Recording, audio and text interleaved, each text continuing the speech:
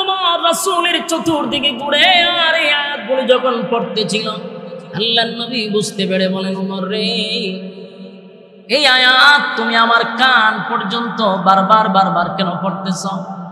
এই আয়াতের মধ্যে আল্লাহ স্পষ্ট বলে দিল, আমি নবী যদি মুনাফিকের জন্য একবার নয় গো 70 বার যদি আমি মুনাফিকের জন্য দোয়া করি, আমার আল্লাহ আমারে ঘোষণা দিল 70 বার দোয়া করলেও মালিক আমার দোয়া মুনাফিকের জন্য কবুল করবে না। বুঝতে পারছি কেন বারবার বারবার এই আয়াত তুমি আমার কান পর্যন্ত পৌঁছায়া দিচ্ছ। আমার বোঝার বাকি নেই। ওমর রে, তুমি কি বোঝাইতে চাও? হযরত ওমর বলেন, নবী গো, ডাইরেক্ট তো আপনাকে কিছু বলতে পারি না, আপনি আল্লাহর পয়গম্বর, কিন্তু আমার ভিতরের জ্বালা যন্ত্রণা সহ্য করতে পারি না, আমি বরদাস্ত করতে পারি না। যেই লোকটা জীবনটা বর আপনি নবীর বিরোধিতা করল, জীবনটা বর ইসলামের ক্ষতি করল, যেই লোকটা আপনাকে মারার জন্য গভীরভাবে ষড়যন্ত্র করল, কেমনে গো আপনি নবী তার জানাজা পড়ার জন্য মাঠে আসছেন? আমি ওমর বরদাস্ত করতে পারি না গো নবী, আপনাকে অর্ডার দিতে পারলাম না, এই জন্য আমি কোরআনের আয়াত আপনার কান পর্যন্ত বারবার পৌঁছায়া দিচ্ছি। এখন নবীজি আপনি এই মুনাফিকের জানাজা পড়ায়েন না গো নবী। আল্লাহর নবী বলেন, ওমর, এই আয়াতের মধ্যে রব্বে কারীম কোথাও, এই আয়াতের কোথাও তো আল্লাহ একবারও বলে নাই যে আমি জানাজার নামাজ পড়াইতে পারবো না। এই আয়াতের মধ্যে কি আছে কোথাও যে জানাজার নামাজ আপনি পড়ায়েন না?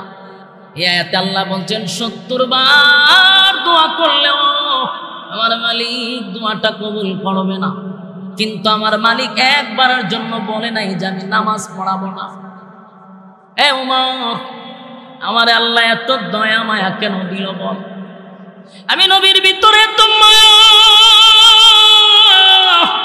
আমার মালিক বলছে 70 বার দোয়া করলেও দোয়াটা কবুল করবে না, কিন্তু আমি নবীর ভিতরে এত মায়া, এত দয়া আল্লাহ কেন দিল? আমার মনটা চায় রে, আমার মনটা চায়, আমার মালিক 70 বার বলছে, আমার মনটা চায় আমি 100 বার গুনাহগারের জন্য দোয়া করি। আমার মালিক যদি 100 বার দোয়া করার বরকতে আমার গুনাহগার উম্মতকে মাফ করে দেয়, আমি রাসূল খুশি। জোরে কোন সুবহান। এ যুবক ভাই, এ নবীর কত মায়া দেখছনি?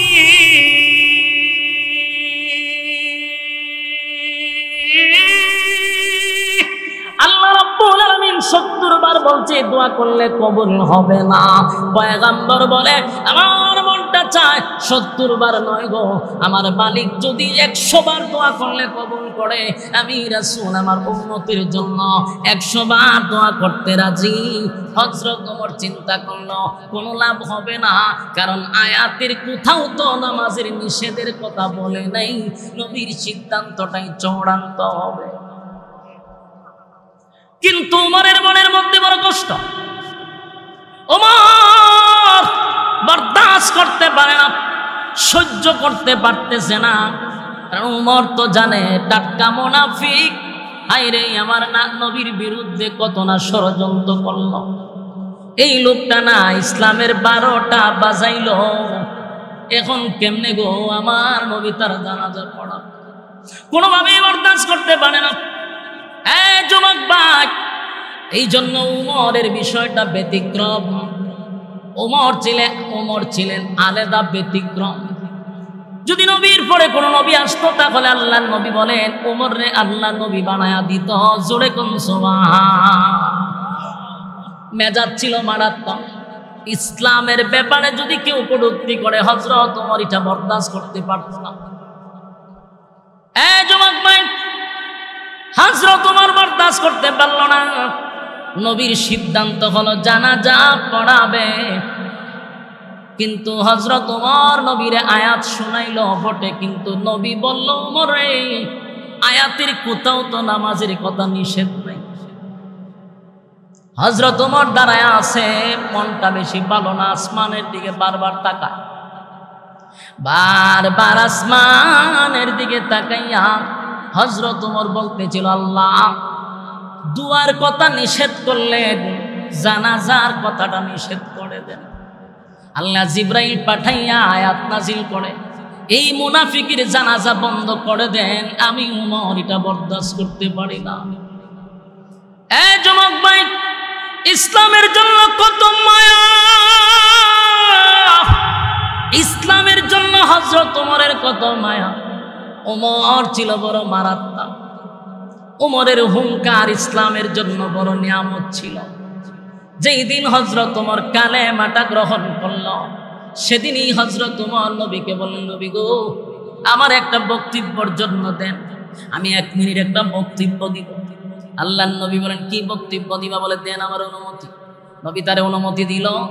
হযরত ওমর দাঁড়াইয়া মক্কার মধ্যে দাঁড়াইয়া বলতে লাগলো, এ মক্কার লোকেরা, কে আসো আমার সামনে আসো, যার স্ত্রী বিধবা করতে চাও আমি ওমরের তরবারির নিচে আসো, যার সন্তানগুলি এতিম করতে চাও আমি ওমরের তরবারির নিচে আসো। আজকের থেকে আমি ঘোষণা দিলাম, লা ইলাহা ইল্লাল্লাহু মুহাম্মাদুর রাসূলুল্লাহ সাল্লাল্লাহু আলাইহি ওয়াসাল্লাম। আবু জাহিল্লা বক্তব্য শূন্য ঘর থেকে বাইরেছে, কেডায় রে, ওই কেডারে তোমার বক্তব্য দেয়? ঘর থেকে বাকির হইয়া যখন দেখে হযরত ওমর তরবারি হাতে লইয়া বক্তব্য দেয়, আবু জাহিল্লা আবার দৌড় মাইরা ঘরে গিয়া দরজা লাগাই দিছে। ওই সর্বনাশ, সর্বনাশ, ওমরের তরবারির সামনে গেলে আমার সন্তান এতিম হবে। সেই ওমর অন্যায়টা পছন্দ করে না। হযরত ওমর আসমানের দিকে তাকায় আর বলে, মালিক আপনি আয়াতটা নাজিল করে দেন, দোয়া নিষেধ করছেন, এবার নামাজটাও বন্ধ করে দেন গো। আল্লাহর নবী নামাজের জন্য প্রস্তুতি নিবে, এমন সময় নবী আব্দুল্লাহ ইবনে উবাই ইবনে সুলাইম এত বড় মুনাফিকের সামনে গিয়া নবী দাঁড়াইয়া নবীজির জবান মোবারক থেকে টুতু লাগাইছে।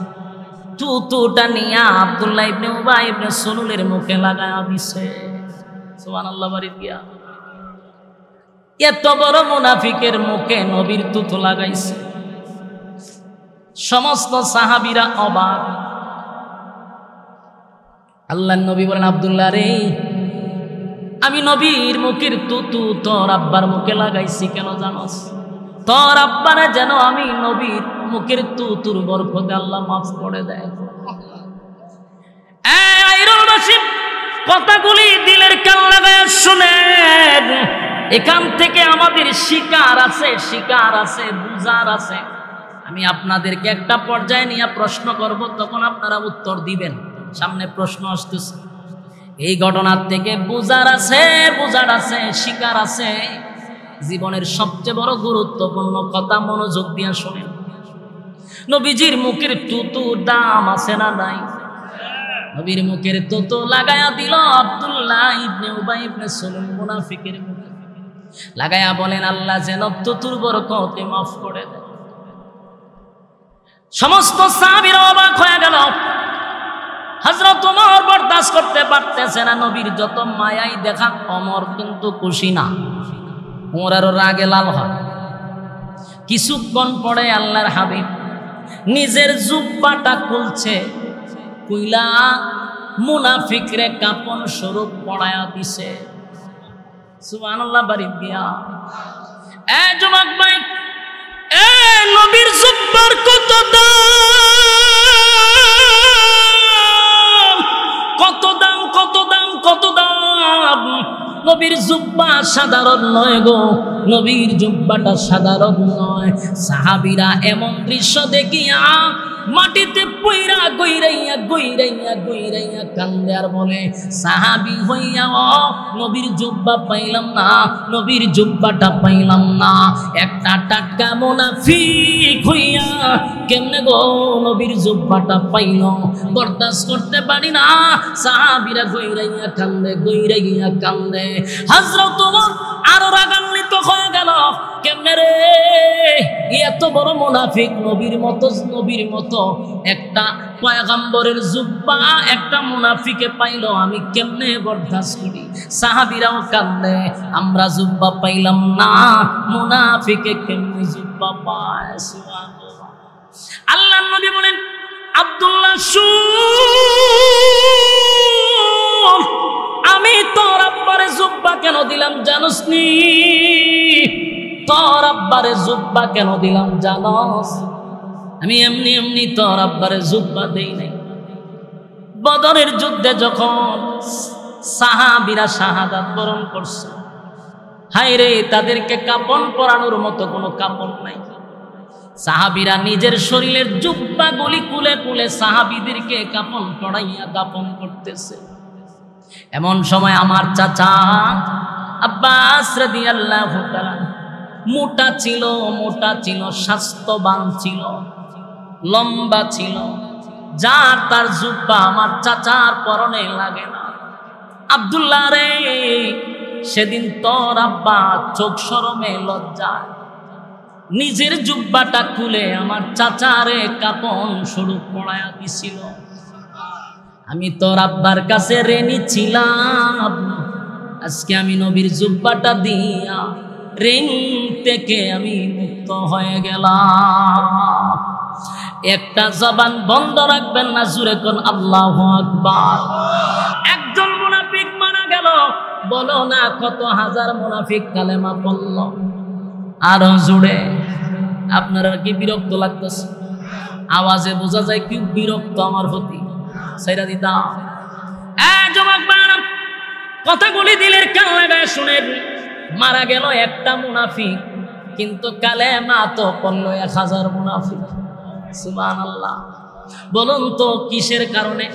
নবীজির আখলাক দেখা। সুবহানাল্লাহ। কথা কন না, নবীর কি দেখা? আজিম ছিল চরিত্র। কি ছিল? আজিম চরিত্র। ওয়া ইন্নাকা লাআলা খুলুকিন আযীম।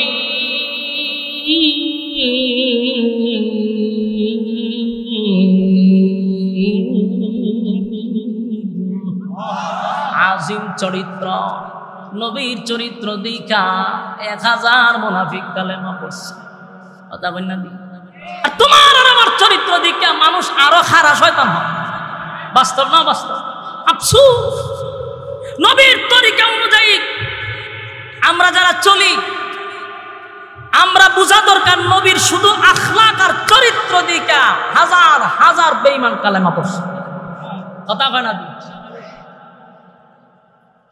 আমরা যারা নবীর আদর্শ অনুযায়ী চলতে চাই, আমাদের চরিত্র ঠিক করা দরকার। কথা হয় না দি? আজকে আমাদের আখলাক দেখলে ইসলাহ না হইয়া আরো ইসলাম মানুষ না কষ্ট পাইতেছ? বাস্তবতার দিকে বলতেছে। আমার বাড়ি হবিগঞ্জে, তেলিয়াবার আমার বাড়ি, আর আপনার বাড়ি মনে করুন আইডল না? আইডল, এটা আইডল। আমার বাড়ি কোনো তেলিয়াপাড়া। মানে আমি যদি কোনো ভুল করে থাকি, আপনি আইডল বই আমার বিরুদ্ধে বক্তব্য দিয়ে আমার বালা করতে পারবে। কথা কইনা দিই, আপনার ভিতরে যদি উম্মতের প্রতি এত দরদই থাকে, উম্মতের প্রতি এত মায়াই থাকে, আপনার উচিত আইডল থেকে আমার কাছে যাওয়া। আমার কথাটা আপনারা একটু মনোযোগ দিয়ে শুনেন। আমি জানি বিরুদ্ধে আছে অনেক, কিন্তু বালিশের সঙ্গে মাথা লাগায় কথাগুলো একটু অ্যানালাইজ করেন। আপনার যদি উম্মতের প্রতি মায়া মহব্বত থাকে, তাহলে আইরন না তাইকে আপনি যাইবেন তেল্লাবারে গিয়ে আমারে বুঝাইবেন যে আমি ভাই উম্মতের দরদি, আপনারা আমি ইসলাহ করতে আসছি। কিন্তু আপনার বাড়ি আইরন, আমার 14 গোষ্ঠী আপনি কেন উদ্ধার করতেছেন সোশ্যাল মিডিয়ার সামনে। এটা যখন আমার কাছে যাইবে আমি দেখবার, তখন আপনার প্রতি আমার ভক্ত শ্রদ্ধা বাড়বে না কমবে? কারণ আপনার উদ্দেশ্য তো আমার ইসলাহ করার না, আপনার উদ্দেশ্য হইল সবসময় আপনি আলোচনায় থাকতে চান। আপনি যখন দেখেন আপনার আর কোনো টপিক নাই, আপনি যখন দেখেন আপনার আলোচনার আর কোনো সূত্র নাই, তখন করতেন কি? একটা না একটা কথা বললে তো আপনি ট্রেনিংয়ে থাকতেইব। তখন আপনি মানুষের দোষগুলা টাইনা না বিভিন্ন মঞ্চে বৈশা ওই 100 কিলোমিটার দূরের বিরুদ্ধে আপনি লাগাই দিচ্ছেন। এর দ্বারা ইসলাহ হয় না, বরং পিছলা হয়। এটা উম্মতের প্রতি আপনার দরদ না। উম্মতের প্রতি আপনার দরদ নয়। এগুলা কতদিন আর চলবে? এবার বন্ধ হওয়া দরকার। কথা কন, বন্ধ হওয়া। রাসূলের উম্মতের প্রতি যদি আপনার দরদ থাকে, মায়া থাকে, মহব্বত থাকে, তাহলে আপনি আমার কাছে যাইবেন, আমি আপনার কাছে যাব। যদি আমার উদ্দেশ্য থাকে ভালো, আর আমার উদ্দেশ্য হলে আমি সবসময় একটা আলোচনায় থাকতে চাই, তাহলে তো আমার যে কোনো একটা টপিক টুকায় বাইর করতে হবে, যে আমার আলোচনা থাকতে হবে। তাহলে আপনার উদ্দেশ্য ভালো না, আপনার উদ্দেশ্য বড় খারাপ। সম্মানিত শুধু রাসূলের মায়া আর মহব্বত দেখেন উম্মতের প্রতি, যার আদর্শ দেখে 1000 মুনাফিক কালেমা পড়ছে। আর আমরা হঠাৎ দিন ধরে সোশ্যাল মিডিয়ায় দেখতেছেন অবস্থা, এর দ্বারা আলেমদের কাছ থেকে মানুষ অনেক দূরে চলে যাচ্ছে। আমি আফসোস করি ভাই, আস্তে আস্তে এমন একটা সময় আসবে মানুষ উলামায়ে কেরামদেরকে আর ইজ্জত করবে না। কারণ আমরা গুতাগুতি, আমাদের মধ্যে যে গুতাগুতি শুরু হয়েছে, 2 দিন পরে আমরার কাছে দোয়া লেগে যায়। তুই তো আমরার কাছে আয়, কিছুদিন পরে আমরা কি এখন যে ভাই সাহেব দোয়া করো, আমরা লক্ষণ বেশি বালা না। ফান থেকে চুন ফললো এ খামড়াই দিল না। কে রে ভাই, তোমার ভিতরে যদি দরদ থাকে তুমি পার্সোনাল নাম্বারে ফোন দেব। গত কিছুদিন ধরে দেখতে যে আমার একটা সঙ্গীত এখনো বাইরেছে না, এখনো এটা রিলিজই হয় নাই, যা শুধু আমি রেকর্ড করতাম গেলাম। এটা 30 সেকেন্ডের ভিডিওটা সারা হয়েছে, এটা নিয়েও সমালোচনা শুরু করে দিচ্ছে, এখনো রিলিজই হয়েছে। কেন? তোমার অন্য কোনো আলোচনা নাই। সারাটা দিন বইয়া খালি খার কোনানো দোষ আছে, এটি বইয়ে বইয়ে নোট করে ডায়েরিতে। এরপরে এই নোটটা দেয় মিডিয়ার কাছে যে তুই কিন্তু সময় মতো আমার কাগজটা ধরাই দিস, কারণ আমার কিন্তু এখন আলোচনা থাকতে পারতেছে না, কারণ বড় বড় বাংলার বাগরা বাইরিছে, এখন আমার খাওয়া নাই, আমার মার্কেটে খাওয়াই তুইব। আর খাওয়াইতে গেলে আমার কাছে কাগজ দিস, আমি কিছু আলোচনা থাকতেইব, কারণ ভাইরাল ব্যক্তিদের ব্যাপারে যদি কথা না বলি আমি তো ভাইরাল হতাম। এই মন মানসিকতার থেকে বাইরে আসতে হবে, এই কুরুচিপূর্ণ মন মানসিকতার থেকে বেরিয়ে আসতে হবে। ইজ্জতের জায়গায় আছেন, ইজ্জতের জায়গায় থাকেন। একটা সময় মানুষ মাথা, বাংলাদেশের মানুষ তো চিনেন, সম্মান দিতে দিতে আসমানও তুলে আবার জুতা দা পিডায় আপনি সালাম। এটা বাংলাদেশ, কথা হয় না দি। আমরা বাংলাদেশে একজন বক্তা আছে শায়েখ আহমদুল্লাহর সাথে যে লাগছে, এখন তারে কিন্তু আমরাই উফরে উঠাইছি। এখন আমরা এবার নিচে লামাইতেছি, কেরে কত আবেগ, কেরে আপনারা উড়াইবার সময় স্মরণ থাকে না, লামাইবার সময় আপনারা স্মরণ থাকে না। এগুলো হইল গিয়া বাউতাবাদী ছাড়া কিছু। একটা ফেসবুকে কিন্তু নাস্তিকরাও থাকে, রামবামরাও থাকে, খালি আলেমরা থাকে না। আমরা যে খামরা খামড়ি শুরু করছি, ফলাফল কিন্তু ভালো হবে না। আমার ক্ষুদ্র জ্ঞান থেকে বলি, একজনকে রাহবার মেনে বাংলাদেশের রাস্তা আমরা চলবো, যারে রাহবার মাইনা। কথা কোন ঠিক কিনা? এখন যেহেতু বাংলার বাদ ফিরে আসছে, আমরা তারে রাহবার হিসেবে মানি, অসুবিধা কি? একজনের নেতৃত্বে চলেন, গুতাগুতি বাদ দেন, বাদ দিয়া চলেন সামনের দিকে, আমাদেরকে টেকাইবার মতো কেউ থাকবে না। আর যেইভাবে খামরা খামড়ি শুরু হয়েছে, আমরা ফতোয়া বেশি সময় না। আল্লাহ আমাদের হেফাজত করুক। সম্মানিত সুধী, রাসূল সাল্লাল্লাহু আলাইহি সাল্লামের শুধু আখলাক আর চরিত্র দিকা 1000 মুনাফিকার ছিল তামসা দেখবার লাগিয়া, তামসা দিকটা কালেমা পড়ে নিছে। সুবহানাল্লাহ, এটা আদর্শ, রাসূলের আদর্শ ছিল। তো এখন মুনাফিকরা কালেমা পড়ছে, তেমন সবাই খুশি না? কথা বল না? জানাজার মাঠে সবাই খুশি, হয় হাই সভ্য নাই, 1000 মুনাফিক কালেমা পড়ছে, সবাই খুশি। কিন্তু একজন মানুষ আরো রাগে রাগান্বিত হয়েছে, উনি হলেন হযরত ওমর। উনি রাগ হইল কেন? উনার রাগটা আরো বাড়ছে। কেন বাড়ছে? যে এতক্ষণ রাসূল আমাকে বলছে যে আয়াতের মধ্যে আল্লাহ বলছে শুধু দোয়া নিষেধ করছে, কিন্তু জানাজার কথা তো নিষেধ করে না। কিন্তু রাসূল তখন স্পষ্ট হয়ে গেছে, যার কর্মীরা নিজেই বলছে যে হ্যাঁ আমাদের নেতা ছিল, যার কর্মীরা কি বলছে, সে আমাদের নেতা ছিল, তার নেতৃত্বে আপনার বিরোধিতা করছে, ইসলামের 12টা বাজাচ্ছে। রাসূল তখন ক্লিয়ার হয়েছে। কথা হয় না? এখন কেন জানাজা পড়াবে? কথাটা বুঝতেছেন না? হযরত ওমরের যুক্তি আছে না নাই? এখন তো রাসূল বুঝতে পারছে যে সে টাক্কা মুনাফিক, কারণ তার কর্মীরা বলছে তার নেতৃত্বে আমরা ইসলামের ক্ষতি করছি। এখন কেন হবে আবার রাসূল জানাজা পড়াবে? হযরত ওমরের রাগ কমছে না। ওমর বারবার আসমানের দিকে তাকায়, আল্লাহ আল্লাহ তাড়াতাড়ি আয়াত পড়ায় দেন। আর রাসূলের সিদ্ধান্ত হলো জানাজা আমি পড়াবো। রাসূল জানাজা পড়াইবার লেগে জানাজার মুসল্লা চলে গেছে। এমন কি রাসূল জানাজা পড়াইয়া লইছে। কথা বুঝতেছে? জানাজা শেষ, সবাই খুশি। উমরের মনে অনেক মনের কষ্ট নিয়ে বসে রয়েছে। কিছুক্ষণ পরে রাসূল হযরত উমর তাকায়া দেখে আল্লাহর রাসূল জানাজা শেষ হয়েছে, ভালো কথা। এখন লাশের পিছনে পিছনে রাসূল হাইটা কবরস্থানে যাইতেছে। এটা দেখতে উমরের মেজাজ আরো গরম হয়েছে।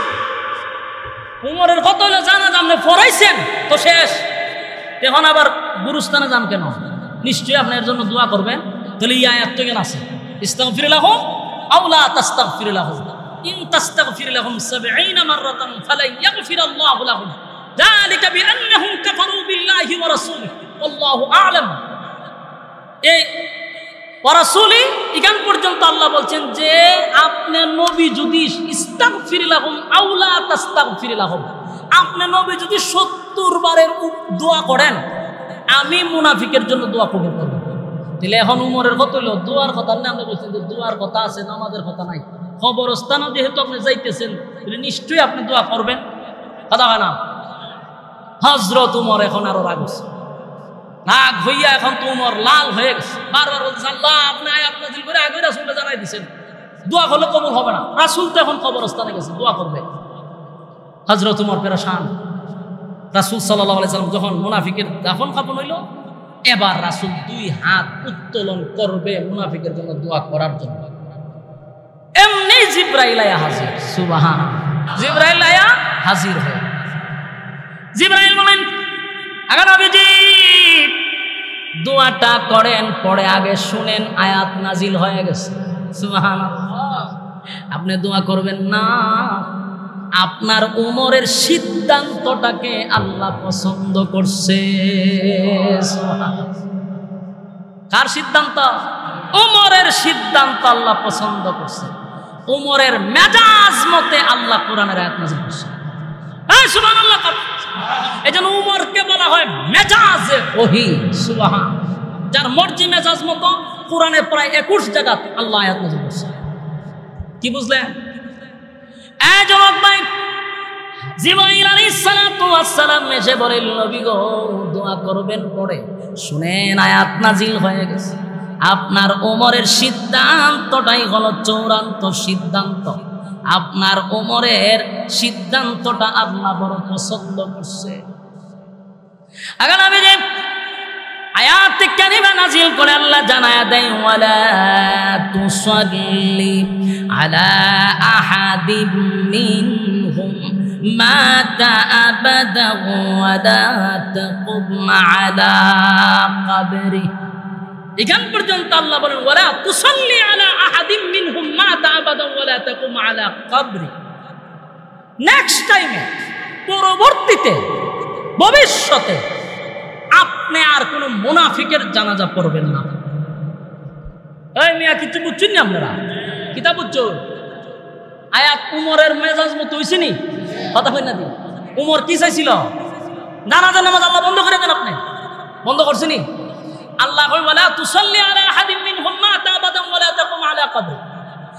আপনি নেক্সট টাইমে মানে ভবিষ্যতে আর কোন মুনাফিকের জানাজা আপনি পড়াবেন না। এরপর এখানে শেষ না। ওয়ালা তুসাল্লি আলা আহাদিম মিনহুম মাতা আবাদা ওয়ালা তাকুম আলা কবরি। এরপর আল্লাহ বলেন কবরের সামনে দাঁড়াইয়া মুনাজাত করবেন না। কথা কই না দি? ওমরের মেজাজ মতো হইছে নি? ওমর চাইছিল কি? আল্লাহ দিছে কি? ওমর যা চাইছিল আল্লাহ এই অনুযায়ী আয়াত নাযিল করছে। আল্লাহ বলেন ওয়ালা তুসাল্লি আলা আহাদিম মিনহুম মাতা আবাদা ওয়ালা তাকুম আলা কবরি। নবী গো ভবিষ্যতে আপনার কোনদিন মুনাফিকের জানাজা পড়বেন না। এমন কি মুনাফিকের কবরের সামনে দাঁড়াইয়া আপনি নবী দোয়া করবেন না। তাহলে আয়াত নাজিল করে দিল, আল্লাহর নামাজ নিষেধ করে দিল। এখন এর সময় যেহেতু কম, একবারের টাইম শেষ, এখন সংক্ষিপ্ত আকারে একটু বোঝানোর দরকার। আয়াত তো নাজিল হয়ে গেল, কিন্তু প্রশ্ন একটা থেকেই গেল, আয়াতটা যে নাজিল হয়েছে এটা কিন্তু মুনাফিকের জানাজা পড়ার পরে নাজিল হয়েছে। কথা হয় না দি? এই আয়াতটা যদি জানাজার আগে নাজিল হইতো তাহলে মুনাফিকের জানাজা আর পড়ানো হতো না। কথা হয় না দি? কিন্তু আয়াতটা কখন নাজিল হলো? মুনাফিকের জানাজা কমপ্লিট হয়ে গেল, আল্লাহ রাব্বুল আলামিন তখন আয়াতটাও নাজিল করলো। একটা প্রশ্ন থেকে যায়, কেন রে এই আয়াতটা আল্লাহ আগে নাজিল করলো না, আয়াতটা কেন পরে নাজিল করলো? এখানে প্রশ্ন, কথা কোন ঠিক? এই প্রশ্নের জবাব মুফাসসিরিনে কেরাম উল্লেখ করেছেন যে কেন আল্লাহ পরে নাজিল করলেন, আগে কেন নাজিল করলেন না। তার এক নাম্বার কারণ হলো আল্লাহর নবীর কথার বড় দাম, বড় দাম। সুবহানাল্লাহ। এই যুবক বান্দা, যেই সময় আব্দুল্লাহ ইবনে উবাই ইবনে সুলুল মারা গেল, আব্দুল্লাহ ইবনে উবাই ইবনে সুলুলের ছেলে যখন নবীর কাছে গিয়া বলছে, নবী গো, আমার আব্বা মারা গেছে, আপনি নবী যদি জানাজা পড়ায়া দেন তাহলে আমার দিলটা সাক্ষী দেয় আমার আব্বারে আমার আল্লাহ মাফ করে দিবে। কথা কোন ঠিক? এই আদাসিনী রাসূল কি বলছে? আমি জানাজা পড়ায়া দিলে যদি তোমার আব্বারে আমার আল্লাহ মাফ করে দেয় তাহলে আমি জানাজা পড়ায়া দিব। কথা কন, জানাজা পড়ায়া দিব। এই যে রাসূল বলছে জানাজা পড়ায়া দিব, এবং আব্দুল্লাহ করছে কি, পুরা মদিনায় এটা ভাইরাল করে দিচ্ছে যে আমার বাপের জানাজা রাসূল পড়াবে বলে সবাই শুনছে, রাসূলও বলছে। এখন মানুষ আসছে জানাজা পড়ার জন্য, এই মুহূর্তে যদি আয়াত নাজিল করে আল্লাহ জানাজাটা বন্ধ করে দেয়, নবীর কথার ওজন থাকে না। কথা কি বুঝতেছেন? আমার নবীর কথার ওজন রাখার জন্য, নবীর কথার ওজন রাখার জন্য আল্লাহ আগে নাজিল করে নাই, পরে নাজিল করছে। এখন এতক্ষণের আলোচনার থেকে আমাদের শিকার কি, আমাদের বুঝার কি? এখানে সংক্ষেপে বলি, এতক্ষণের আলোচনার থেকে বুঝতে তো হবে কেন এই আলোচনা করলেন।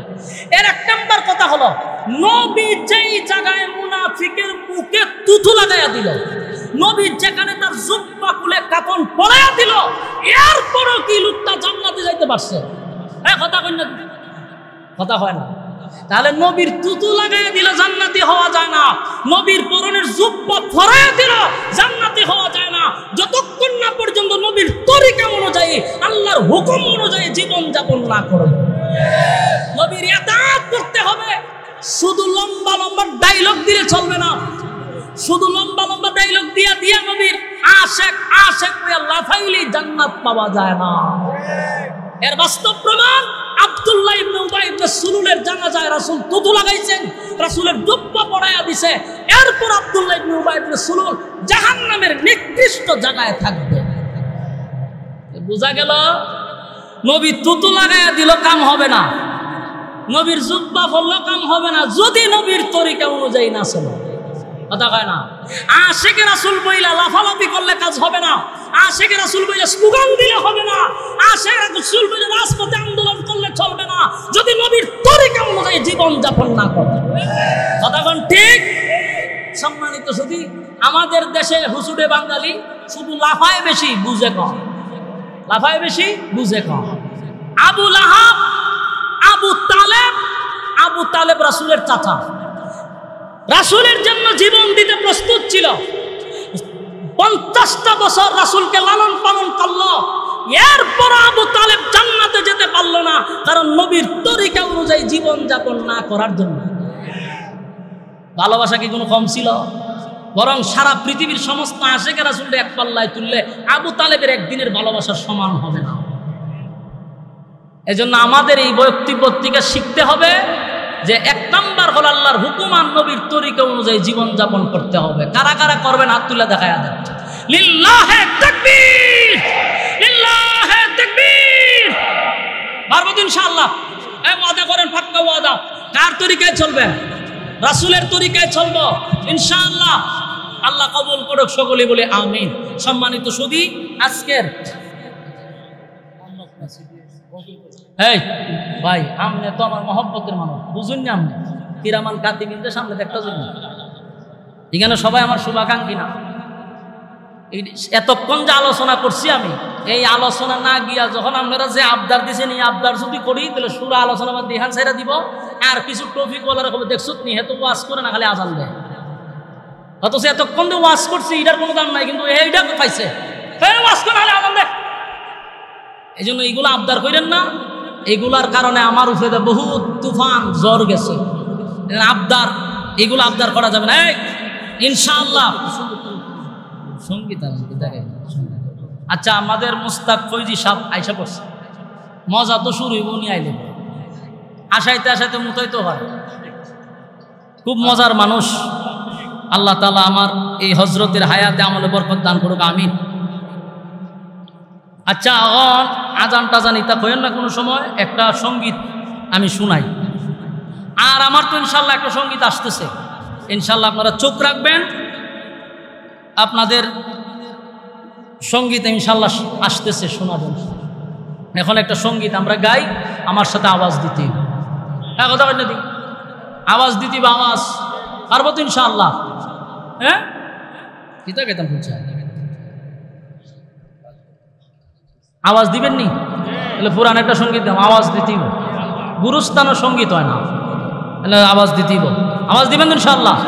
সত্যের পক্ষে গান গাই বলে আমি বিদ্রোহী, সত্যের পথে ডাকি বলে আমি বিপ্লবী। সত্যের পক্ষে গান গাই বলে আমি বিদ্রোহী, সত্যের পথে ডাকি বলে আমি বিপ্লবী। কোরআনের কথা বলি তাই বলে আমাকে মৌলবাদী, জিহাদের কথা বলি তাই বলে আমাকে জঙ্গিবাদী। আমি বিদ্রোহী, বিদ্রোহী বিপ্লবী মৌলবাদী, কেন জঙ্গিবাদী? বিদ্রোহী বিপ্লবী মৌলবাদী, কেন জঙ্গিবাদী? সত্যের পক্ষে গান গাই বলে আমি বিদ্রোহী, সত্যের পথে ডাকি বলে আমি বিপ্লবী। কোরআনের কথা বলি তাই বলে আমাকে মৌলবাদী, কোরআনের কথা বলি তাই বলে আমাকে মৌলবাদী। জিহাদের কথা বলি তাই বলে আমাকে জঙ্গিবাদী। আমি বিদ্রোহী, ঠিক না? বিদ্রোহী বিপ্লবী মৌলবাদী, কেন জঙ্গিবাদী? বিদ্রোহী বিপ্লবী মৌলবাদী, কেন জঙ্গিবাদী? জন্মের পরে কানে আজান কি দেয়নি, তুমি মৌলবাদী চারা হওনি। জন্মের পরে কানে আজান কি দেয়নি, তুমি মৌলবাদী চারা হওনি। তবে মরণের পরে জানাজা পড়াবে, তবে মরণের পরে জানাজা পড়াবে, তখন কোথায় পালিয়ে যাবি? বিদ্রোহী, বিদ্রোহী বিপ্লবী মৌলবাদী, কেন জঙ্গিবাদী? বিদ্রোহী বিপ্লবী মৌলবাদী, কেন জঙ্গিবাদী? কি মনে করে ওই হলমান, দাড়ি টুপি দেখলেই তালেবান? কি মনে করে ওই হলমান, দাড়ি টুপি দেখলেই তালেবান? তবে সিংহের চেয়েও বেশি ভয় পায়, তবে সিংহের চেয়েও বেশি ভয় পায় মাথায় পাগড়ি দেখে যদি বিদ্রোহী। বিদ্রোহী বিপ্লবী মৌলবাদী, কেন জঙ্গিবাদী? বিদ্রোহী বিপ্লবী মৌলবাদী, কেন জঙ্গিবাদী? কথা কোন ঠিক? বেহায়া নারীর ওই কেমন কথা, ইসলাম মানে ওদের মাথা ব্যথা। বেহায়া নারীর ওই কেমন কথা, ইসলাম মানে ওদের মাথা ব্যথা। ঠিক বাস্তব না বাস্তব? বেহায়া নারীর ওই কেমন কথা, ইসলাম মানে ওদের মাথা ব্যথা। তবে পর্দার কথা যদি বলি, তবে পর্দার কথা যদি বলি, তখন হই আমি ফতুয়াবাজি। বিদ্রোহী, বিদ্রোহী বিপ্লবী মৌলবাদী, কেন জঙ্গিবাদী? বিদ্রোহী বিপ্লবী মৌলবাদী, আমি জঙ্গিবাদী। সত্যের পক্ষে ধান ধাই বলে আমি বিদ্রোহী, সত্যের পথে ডাকি বলে আমি বিপ্লবী। কোরআনের কথা বলি তাই বলে আমাকে মৌলবাদী, জিহাদের কথা বলি তাই বলে আমাকে জঙ্গিবাদী। আমি আমি বিদ্রোহী বিদ্রোহী বিপ্লবী মৌলবাদী কেন জঙ্গিবাদী বিদ্রোহী বিপ্লবী মৌলবাদী কেন জঙ্গিবাদী বিদ্রোহী বিপ্লবী মৌলবাদী আমি কেন জঙ্গিবাদী।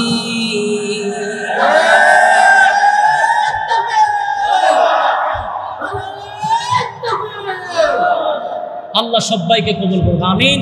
আমার মাদ্রাসার জন্য একটু দোয়া করবেন, আমার মাদ্রাসাটা একটু সুযোগ পেলে দেখতে আসবেন, সবার কাছে দোয়া চেয়ে নিচ্ছি। আসসালামু আলাইকুম ওয়া রাহমাতুল্লাহি ওয়া বারাকাতুহু। আমি যে আয়াতটি কারিমা তেলাওয়াত করছি নাজিল হয়েছে ১৫০০ বছর আগে, কিন্তু হুকুম থাকবে কিয়ামত পর্যন্ত।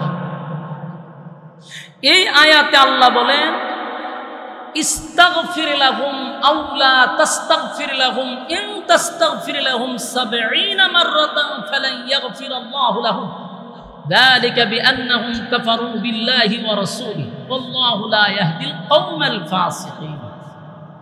এই আয়াতে আল্লাহ বলেন যে আপনি নবী যদি, খুব খেয়াল করবেন, আল্লাহ তার নবীরে বলতেছেন আপনি নবী হয়েও যদি ৭০ বার কোন মুনাফিকের জন্য দোয়া করেন, আমি আল্লাহ আপনার দোয়া কবুল করব না।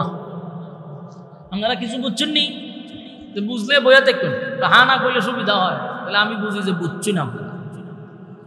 ১৫০০ বছর আগে আল্লাহ বলছে আপনি নবী মুনাফিকের জন্য যদি ৭০ বারও দোয়া করেন, আমি আল্লাহ আপনার দোয়াটা কবুল করব না।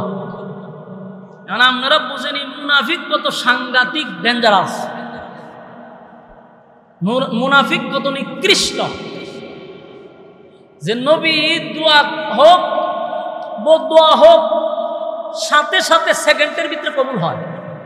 সেই নবীকে আল্লাহ বলেন আপনি একবার করে ৭০ বার কইয়া দেখুন, আমি কবুল করতে রাজি না। কেন?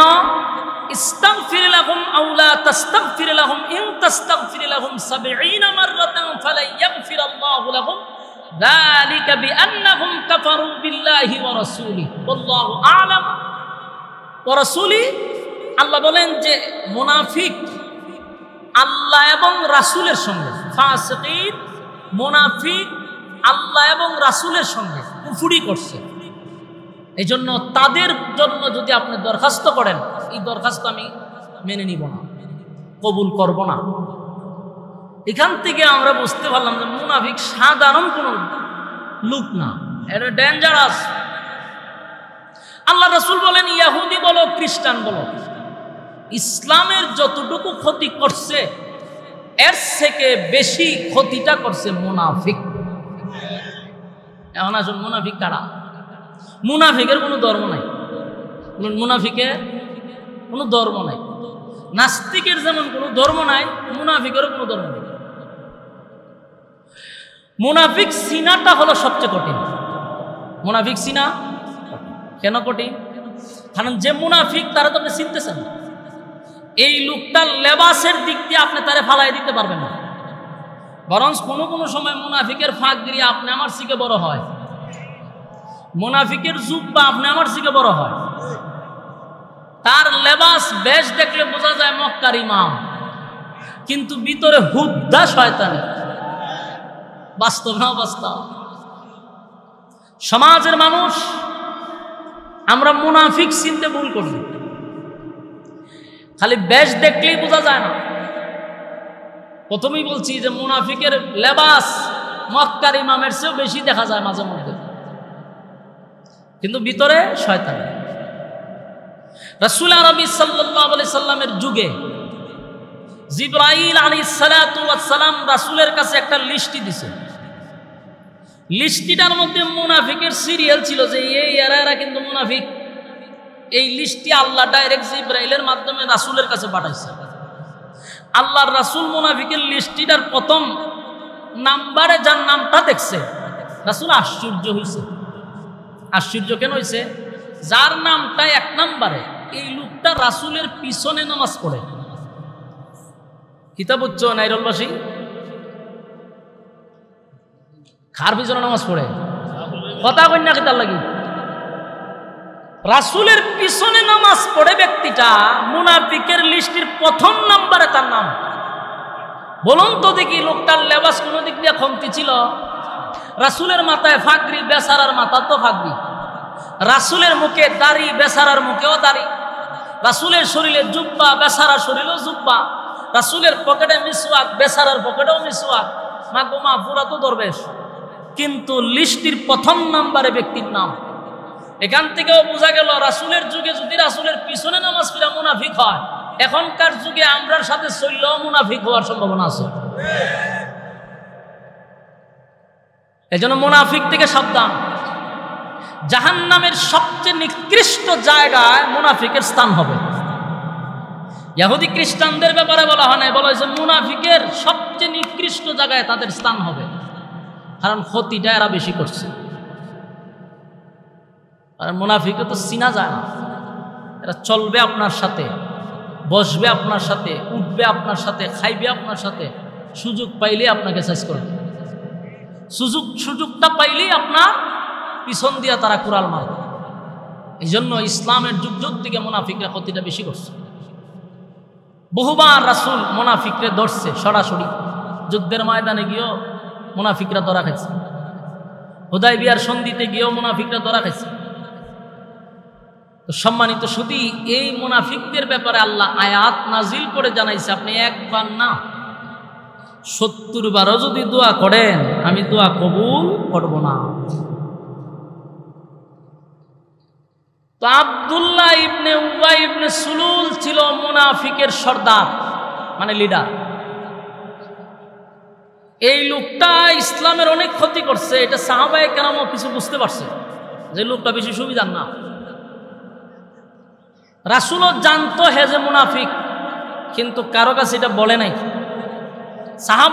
সাহাবায়ে কেরামরাও বুঝতে পারছে যে হে ইসলামের দুশ্মন, কিন্তু ডাইরেক্ট মুনাফিকরে ধরা যায় না।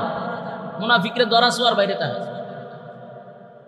এই লোকটা একদিন মারা যাওয়ার পরে তার সন্তানের নাম হলো আব্দুল্লাহ, রাসূলের একেবারে ঘনিষ্ঠ একজন সাহাবী, রাসূলের কলিজার টুকরা সাহাবী আব্দুল্লাহ, মানে মুনাফিকের সন্তান। রাসূলের কাছে আইসা দুঃখ প্রকাশ করলো, হুজুর আজকের দিনটা আমার মনটা বড় খারাপ। রাসূল দেখে তার চোখ দিয়া পানি পড়তেছে। জিজ্ঞাসা করলো, তুমি কাঁদো কেন?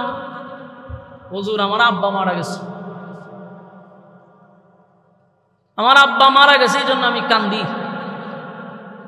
রাসূল কইতে, আমি কি করতাম? আব্দুল্লাহ, হুজুর আমি জানি যে আমার বাপ বেশি সুবিধার ছিল না। আমার বাপ যে শয়তানের খারাজিল কে আসিনি, এটা আপনিও জানেন আমিও জানি। কিন্তু আমার তো বাপ, এই জন্য আমার কষ্ট লাগে। খারাপ ছিল, ইসলামের ক্ষতি করছে, কিন্তু বাপ তো আমার কষ্ট লাগে। আল্লাহ রাসূল বলেন, আমার কাছে কেন আছে এটা কো? হুজুর আমার বাপ ইসলামের অনেক ক্ষতি করছে, আপনার ব্যাপারেও গভীর ষড়যন্ত্র করছে। আমি জানি আমার বাপ জাহান্নামে যাবে, কিন্তু আমার দিলটাও বলে, আমার মনটা বলে, আপনি নবী যদি আমার বাপের জানাজাটা ফিরে দেন, তাহলে আপনি নবীর জানাজার বরকতে আব্বারে আল্লাহ মাফ করে দিতে পারে। কথা কি বুঝতেছেন? আর হলো মুনাফিকের ছেলের বক্তব্য যে আপনি নবী যদি জানাজা পড়ায় দেন, তাহলে আমার দিলটাই সাক্ষী দেয় আমার আব্বার আল্লাহ মাফ করে দিতে পারে। রাসূলের দেখেন দয়া মায়া কতটুকু। এই জন্য আল্লাহ বলেন, ওমা আরসালনাকা ইল্লা রাহমাতাল লিল আলামিন। আমি আমার রাসূলকে রহমত স্বরূপ পাঠাইছি, দয়া মায়ার কোনো অভাব নেই।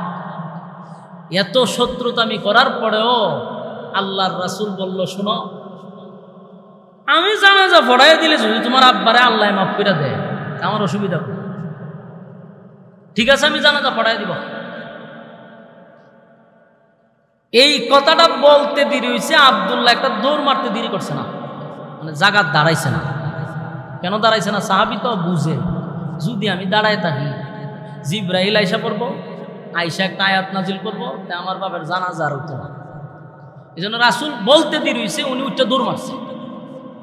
দৌড় মাইরা মদিনার অলিতে গলিতে যারে পাইছে হেরেই কইছে যে শোনো আমার আব্বার জানাজাটা কিন্তু রাসূল পড়াবে, এটা প্রচার করে দিছে। গোটা মদিনার আনাসে কানাসে খবর পৌঁছায় দিছে মুহূর্তের ভিতরে যে আব্বার জানাজা পড়াবে রাসূলুল্লাহ। তো যে শুনছে হেউই আশ্চর্য হইছে। আর আশ্চর্য হওয়ার কথা, আশ্চর্য হচ্ছে সর্বনাশ, এটা কি করবো সম্ভব? এত বড় একটা টাটকা মুনাফিকের জানাজা আল্লাহ রাসূল পড়াবে, কথা কি রাসূল বলছে বলে? যে শুনে সেওই আশ্চর্য, কেউ এটা মেনে নিতে পারতেছে না যে এত বড় একটা ইসলামের শত্রুর জানাজা রাসূল পড়াবে, এটা মানে নেই কেমনে? খবর পৌঁছতে পৌঁছতে মুনাফিকদের খানেও গিয়ে পড়ছে। 1000 মুনাফিক শুনছে যে রাসূল জানাজা পড়াবে তাদের লিডারের জানাজা। মুনাফিকরা কয় করে সারা জীবন আমরা আব্দুল্লাহর পুত্র মুহাম্মদের বিরোধিতা করলাম, সারা জীবন ইসলামের ক্ষতি করলাম, সেই ইসলামের নবী জানাজা পড়াবে আমাদের নেতা, চল জানাজা দেখে আসি। বলুন তো দেখি, জানাজা পড়তে যায় না দেখতে যায়? দেখতে যায়। অন্যদিকে এই খবর গিয়া পড়ছে হযরত উমরের খানে। খলিফাতুল মুসলিমিন উমর, নরম না গরম? গরম, সাংঘাতিক গরম। উমর শোনার পরে আর বরদাস্ত করতে পারতেছে না, খুব রাগ হয়েছে। হযরত উমরের সিদ্ধান্ত হলো কখনোই হতে পারে না, টাটকা মুনাফিক জীবনটা ভর ইসলামের ক্ষতি করছে, জীবনটা ভর আমার রাসূলুল্লাহর বিরুদ্ধে ষড়যন্ত্র করছে, এমন ব্যক্তির জানাজা রাসূল পড়াবে হতেই পারে না। হযরত উমর জানাজার মাঠে দৌড়ে চলে গেছেন, গিয়া দেখে চতুর্দিক দিয়া মানুষের আনাগোনা শুরু হয়েছে। হযরত উমর ছিলেন সমস্ত সাহাবীদের মধ্যে ব্যতিক্রম, যে সবাই আসছে একরকম সুরত নিয়ে, আর হযরত উমরের চেহারাটা লাল হয়ে গেছে রাগে, বরদাস্ত করতে পারতেছে না। সব সময় খেয়াল রাখবেন, ইসলামের ক্ষতি হয় আমরা নিজ চোখে দেখতেছি, আমরা বুঝতেছি, এরপর আমাদের মধ্যে দেখবেন অসংখ্য আলেমরা এটা সহ্য করতেছে। আবার কিছু আলেমরা দেখবেন এর প্রতিবাদ করতে গিয়া জেল পর্যন্ত খাটতেছে। সব আলেমরা কি এক? সাহাবীরা তো নিঃসন্দেহে তারা আল্লাহর কাছে কবুলিয়ত, কিন্তু এদের মধ্যে একজন উমর ছিলেন ব্যতিক্রম। এই জন্য উমরের মেজাজ মতে আল্লাহ কোরআনের আয়াত নাজিল করতেন। উমর আর অন্যান্য সাহাবীর মতো না। উলামায়ে কেরামদের মধ্যে সব আলেমরা একরকম না, মেজাজ একরকম না। আমাদের সামনে গুনাহ হচ্ছে, আমাদের সামনে ইসলাম বিরোধী কাজ চলতেছে, এরপরও আমরা এগুলো সহ্য করতেছি, দেখার পরও আমরা কিছু বলতেছি না। বললে যদি আবার সাইড দেওয়ালের ভিতরে যেমন লাগে। আবার কিছু আলেমরা তাদের এমন হুঙ্কারে প্রতিবাদ করতে গিয়া বছরের পর বছর দোষ ছাড়া নির্দোষ 3 বছর 4 বছর কারাবন্দী হয়ে থাকতে হয়। শেষে যখন সাইড দেওয়াল থেকে বাহির হয়, যেই সমস্ত হলুদ মিডিয়ারা বলছিল যে এই সমস্ত অপরাধে তাদেরকে জেলের ভিতরে বন্দী করা হয়েছে, এই হলুদ মিডিয়ারা আবার এখন বলে যে কোনো অপরাধই ছিল না, এগুলা ষড়যন্ত্র ছিল। তো সবার বক্তব্য একরকম হয় না। হযরত উমরের বক্তব্যটা ছিল সবার মধ্যে একটু আলাদা। হযরত উমর গিয়া দেখে সবাই তো আসছে জানাজা পড়বার লিগে, আর উমর গেছে রাসূলকে কিভাবে জানাজার থেকে বিরত করা যায়। এখন রাসূলের কাছে গিয়া ডাইরেক্টর রাসূলকে অর্ডার করতে পারে না, রাসূলের কাছে গিয়া আদেশ করা যায় না, অর্ডার দেওয়া যায় না, এটা আদব। কিন্তু উমর তো ডাইরেক্ট গিয়ে রাসূলকে বলতে পারতেছেন, করতো কি, জানাজা আটকাইব কিভাবে? তখনই হযরত উমর আমার তেলাওয়াতকৃত আয়াতটা বারবার তেলাওয়াত করতে শুরু করছেন। সুবহানাল্লাহ। কোন আয়াত? সূরা তাওবার 80 নম্বর আয়াত। বলুন কোন আয়াত? সূরা তাওবার 80 নম্বর আয়াত। হযরত উমর রাসূলের চতুর্দিকে ঘুরতেছে আর এই আয়াত পড়তেছে, ইস্তাগফির লাহুম আও লা তাস্তাগফির লাহুম ইন তাস্তাগফির লাহুম 70 মাররাতান فلن يغفر الله لهم ذلك بأنهم كفروا بالله ورسوله والله لا يهدي القوم الفاسقين। এই আয়াত ঘুরতেছে আর পড়তেছে। সুবহানাল্লাহ। আলহামদুলিল্লাহ, আল্লাহ পাকের অসংখ্য গণিত শুকরিয়া, যিনি অত্যন্ত দয়া মায়া করে আইরল পূর্বপাড়া নূরে মদিনা জামের মসজিদ ও যুবক বৃন্দদের উদ্যোগে আয়োজিত আজকের এই মাহফিলে আসার বসার তৌফিকটুকু দান করেছেন। এই জন্য সর্বপ্রথম শুকরিয়া আদায় করছি আলহামদুলিল্লাহ। আজকের এই মাহফিলে সভাপতিত্ব করছেন হজরত মাওলানা শফিউল্লাহ সাহেব দামাত বরকাতুহুম, হজরত মাওলানা মুফতি আবু মুসা আল মাহদি সাহেব দামাত বরকাতুহুম সহ আজকের মাহফিলের প্রধান মেহমান আলহাজ মোহাম্মদ মঈনুদ্দিন মঈন সাহেব, সংসদ সদস্য ব্রাহ্মণবাড়িয়া 2 সরাইল আশুগঞ্জ। আজকের মাহফিলের যিনি মধ্যমণি পীরে কামেল হজরত মৌলানা মুস্তাক ফৈজি পীর সাহেব দামাত বরকাতুহুম আপনাদের মাঝে চলে আসছে। আলহামদুলিল্লাহ, খুশি না বেজার? অলরেডি হুজুর চলে আসছে। ওয়াজ করেছেন আমার অত্যন্ত মহব্বতের, আপনাদের এলাকার সুপরিচিত আমার বড় ভাই হজরত মাওলানা মুফতি আবুল কাশেম হাশিমি সাহেব দামাত বরকাতুহুম, মুহতামিম আইরন ইসলামিয়া মাদ্রাসা। হজরতের বয়ান আপনারা এতক্ষণ শুনছিলেন।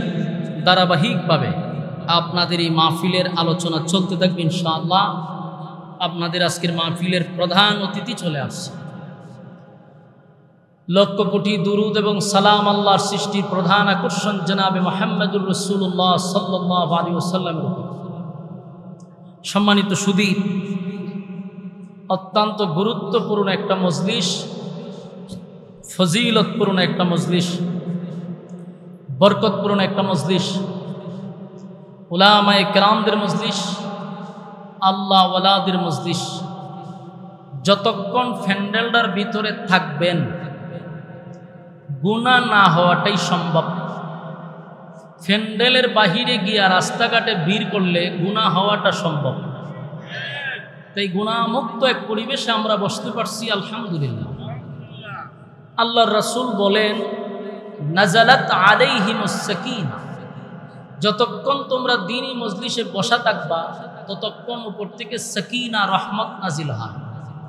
আসিনি আইরলে সুবহানাল্লাহ থাকলে বুঝবেন। একটা বিষয় চিন্তা করার বিষয় যে এখানে বসলে সাকিনা রহমত নাজিল হয়। তো যারা মাহফিল শোনার উদ্দেশ্যে আসছেন, অনর্থক রাস্তাঘাটে দোকান পাটে সময় নষ্ট না করে বরকতি মজলিসে বসে যাই। যতক্ষণ বসা থাকবো গুনাহ হবে না, এটাই সম্ভব। আমরা এই মজলিসে এখনো যারা বসতে পারি নাই, মেহেরবানি করে আমরা বসে যাই। যতটুকু দূরে আওয়াজ পৌঁছতেছে সকলের প্রতি আন্তরিক মুবারক অভিনন্দন। সম্মানিত সুধী, কোরআনের কথা শোনার জন্য প্রচণ্ড গরমের মধ্যে মৌমাছির মতো আপনারা ছুটে আসতেছেন। এটা একমাত্র লিওয়াজহিল্লাহ, আল্লাহর ভালোবাসা ছাড়া, নবীর মহব্বত ছাড়া এই প্রচণ্ড গরমে উলামায়ে কেরামদের বক্তব্য শোনা, এটা একান্ত আল্লাহর মহব্বত আর নবীর মহব্বত ছাড়া কোনোভাবেই সম্ভব না। যত বড় নেতাই হোক, যত বড় রাজনীতিবিদই হোক, এই প্রচণ্ড গরমে নেতার বক্তব্য শোনার জন্য কেউ বসবে না। বাস্তব না বাস্তব? আমরা সচরাচর দেখি নেতারা বক্তব্য দিবার আগে খুব পাবলিসিটি করে, অনেক সময় পাবলিকদেরকে টাকা পর্যন্ত দেয়। এরপরও তাদের সামনে লোক আনতে পারে না। আর এখানে আপনাদেরকে খাবারও দেওয়া হবে না, গাড়ি ভাড়াও দেওয়া হবে না। প্রচণ্ড গরমে আপনারা মৌমাছির মতো বসে রয়েছেন। আল্লাহর ভালোবাসা, নবীর মহব্বত আপনাদের ভিতরে আছে, এই জন্য মৌমাছির মতো এসে বসে গেছে। ফ্যান্ডেলের শেষ মাথা পর্যন্ত পর্যাপ্ত পরিমাণ আওয়াজ আসেনি, ঠিক আছে। সম্মানিত সুধী, কোরআন এমন একটি গ্রন্থ যা নাজিল হয়েছে ১৫০০ বছর আগে, এখনো আছে, কিয়ামত পর্যন্ত থাকবে। এই ১৫০০ বছরের ভিতরে একটা নক্তা, সব, জের, ফেশ এদিক সেদিক হয়েছে নি পর্যন্ত? হয় নাই। কেন হয় নাই? কারণ দায়িত্ব কোনো মানুষের হাতে না, কোরআনের দায়িত্বটা স্বয়ং আল্লাহর হাতে। যদি এটা কোনো মানুষের হাতে থাকতো তাহলে 2024 সালে বিসমিল্লাহর বাও আমরা তালাশ করে পাইতাম না, উঠে যেত। দায়িত্বটা আল্লাহ নিজে নিছেন। যেন আল্লাহ বলেন, ইন্না নাহনু নাজ্জালনা যিকরা ওয়া ইন্না লাহু লাহাফিজুন।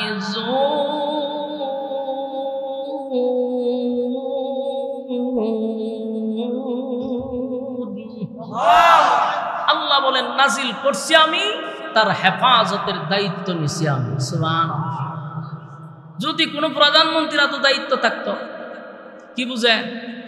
24 সালে কোরআন পাইতেন আপনারা? পাইতেন না কেন? এক এক সরকার আইসা বলতো যে এই আয়াতগুলির দরকার নাই, উঠাইয়া দাও। সরকার যদি বলে উঠাইয়া দাও, রাখার ক্ষমতা কারো আসেনি? এই উঠাইয়া দাও করতে করতে 2024 সালে আমরা দেখলাম বিসমিল্লাহ লিখতে বা লাগে, বাও নাই, এটা উঠাই দিছে। এই জন্য আল্লাহ বলেন, নাজিল করছি আমি, দায়িত্বটাও নিছি আমি। আল্লাহ দায়িত্ব নেওয়ার কারণে ১৫০০ বছর আগে যেমন নাজিল ছিল কোরআন, এখনো আছে, একটা নক্তাও লড়ছে না। সুবহানাল্লাহ। সাধারণ কথা না। এজন্য কোরআন আমাদের জন্য হেদায়েত, কোরআন আমাদের জন্য একটা নূর। কোরআনের আইন অনুযায়ী চলা আমাদের জরুরি আছে না নাই? আমি আপনাদের সামনে মহাগ্রন্থ আল কোরআনের সূরা তওবার ৮০ নম্বর আয়াত তেলাওয়াত করছি। এই ৮০ নম্বর আয়াতে আল্লাহ রাব্বুল আলামিন ১৫০০ বছর আগে কি মেসেজ আমাদেরকে দিছে এটা আমাদের বোঝা দরকার। এবং ওই ১৫০০ বছর আগের যে কথাগুলি কিয়ামত পর্যন্ত এটার হুকুম থাকবে, এই অনুযায়ী আমরা আমল করা দরকার। কোরআন এমন একটা গ্রন্থ, এটা বিশেষ কোনো প্রেক্ষাপটে নাজিল হয়েছে, কিন্তু তার হুকুমটা থাকবে কিয়ামত পর্যন্ত। আমার কথা যদি আপনারা বুঝুন তাহলে কিন্তু হা না বলবেন।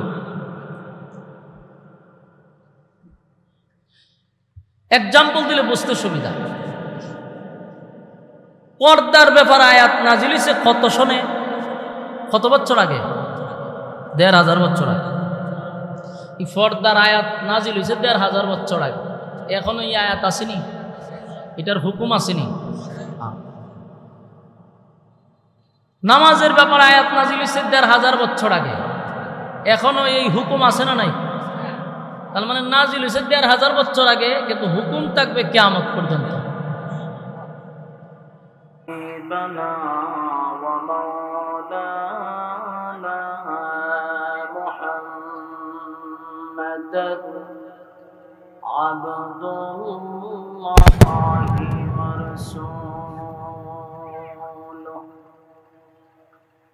أرسله بالحق بشيرا ونذيرا وداعيا إلى الله بإذنه وسراجا منيرا.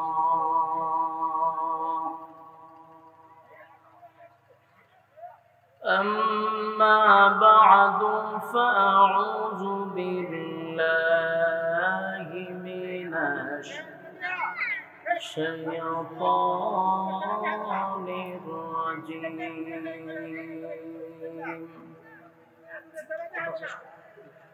بسم الله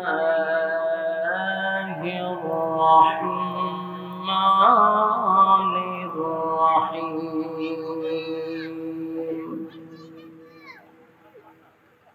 استغفر لهم أو لا تستغفر لهم إن تستغفر لهم 70 مرة فلن يغفر الله لهم ذلك بأنهم كفروا بالله ورسوله والله لا يهدي القوم الفاسقين.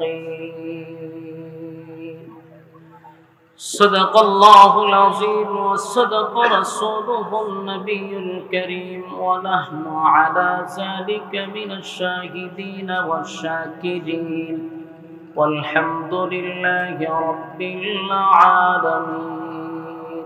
درود الشريف পড়েন اللهم صل على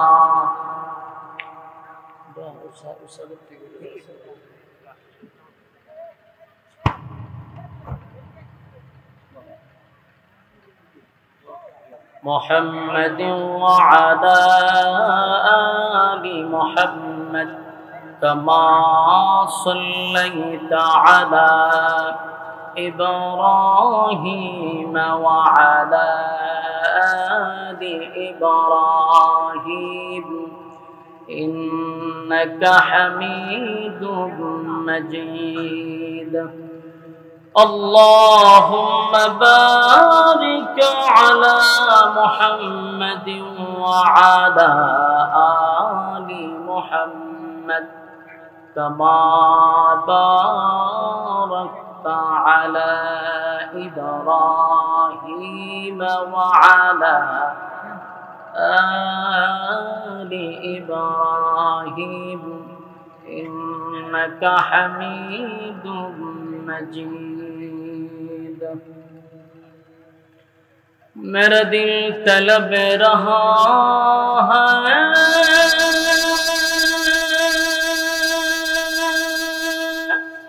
मेरे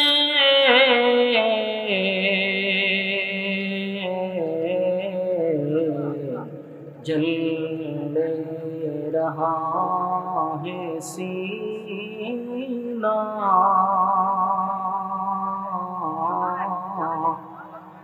ए दवा वही मिलेंगे मुझे ले चलो मदीना बदावल आलम. ভাই সাউন্ড স্টেজে সাউন্ড রিভাবে মনিটরে বলান সাউন্ড কম. بلغ العلا بكماله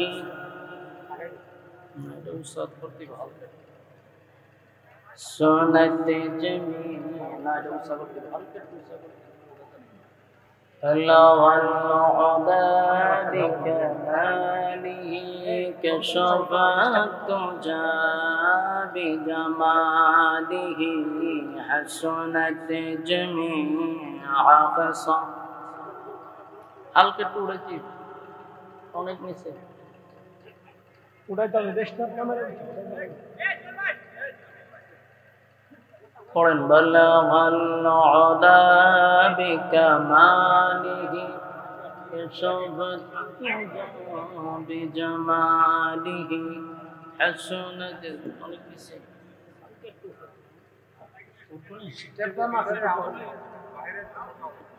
বাহিরে আওয়াজ আছে ভিতরে স্টেজ আওয়াজ আছে মানে মনিটরটা চালু বাইরে আওয়াজ বাইরে চালা চেহারা দেয় এখন.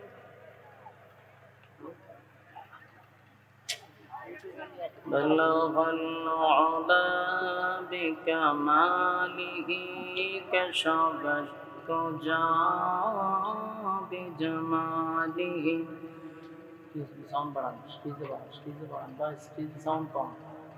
بلغ العلا بكماله كشف الدجى بجماله حسنت جميع خصاله صلوا عليه. ذکر باطل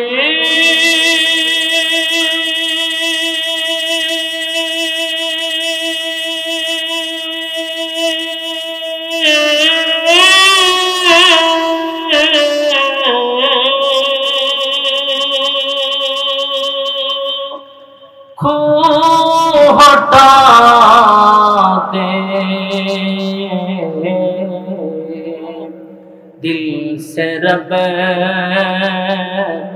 जिक्र में तेरे लगाते रोज शाब ला इलाहा इल्लल्लाह ला